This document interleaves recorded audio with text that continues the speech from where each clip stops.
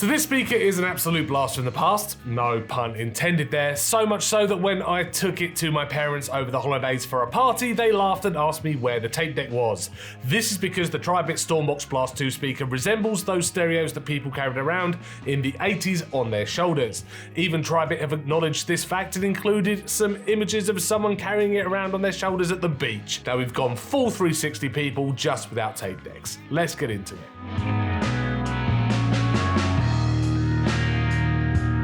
The TRIBIT StormBox Blast 2 is a beast. It is so heavy that carrying it around with you will start to become a bit of a burden on your shoulder. Even carrying it from the car to where you're going to sit for the day at the beach could be a bit troublesome. It does have a really chunky handle on it though, so it does make it easier. Don't pair it in the same hand as your beach bag though, because you will be in trouble. It has an IP67 rating, so it's fully protected from water damage, and that's where the speaker really fits into the world, because it's really made for beaches or camping trips or holidays around the pool. It's your action adventure speaker, albeit a little bit heavy. Around the back you have got a rubber door that covers the I/O, and this is where it gets interesting, because not only have you got your standard figure of 8 power input, your USB Type A port for charging devices, a 3.5mm aux input for audio sources, and a USB Type C input for some power as well, but you've also got 2 1/4-inch microphone inputs for karaoke, so if you do fancy doing a bit of singing, then you've got the option there, both within individual gain settings. In case one of you sounds awful, just turn them down.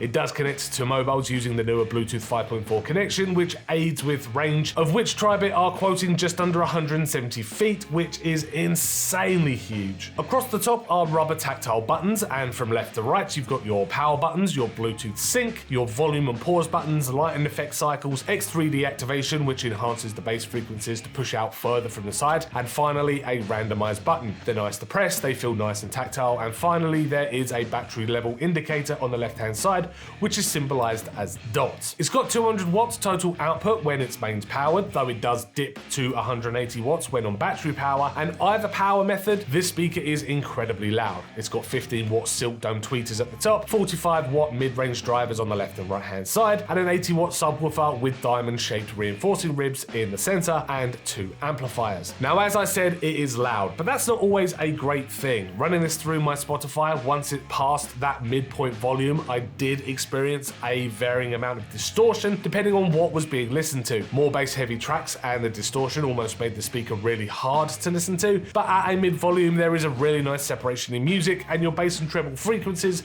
do sound nice and independent and controlled. Mids do get a little bit jumbled and vocals can get lost due to the power of the bass depending on what you're listening to, but that is really to be expected, I think. Turn off X3D and get your bass frequency lowered just slightly in the app and you'll be onto a winner. Just check out some of these examples.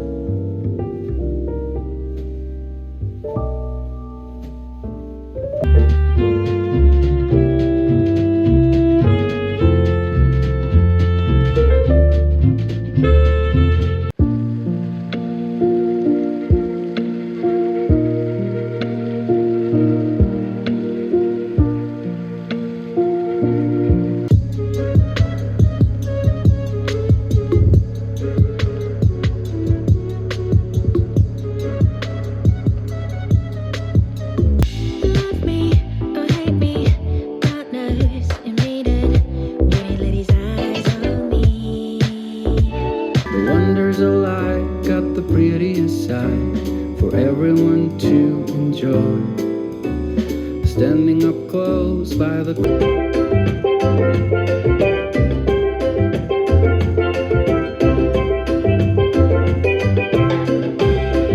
There is a 30-hour battery life built into the StormBox Blast 2, which is really nice amount of time, especially if you're going to be out and about on a trip. And you've also got a TWS feature too, in case you've got 2 Blast speakers sitting around, although why you would carry 2 of them, I'm unsure. And then you can have wireless stereo audio. Finally, there is an app where you can change the RGB effects that you've been watching throughout this video, and a few other things, including turning on X-Base, your X3D, and an equalizer. The RGB is a nice touch once again, and it is something that does scream outdoors and adventure. And in terms of pricing, it's not really hugely expensive compared to the rest of the market. It's currently online from reputable sources like Amazon for around £280, but there have been instances where I've seen it for around £235 through the likes of AliExpress.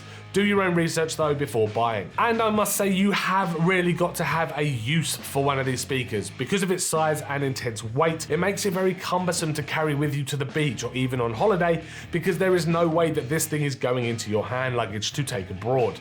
It does sound decent though, which is needed for a speaker that is aiming to be the center of attention at parties, but it is just so damn heavy.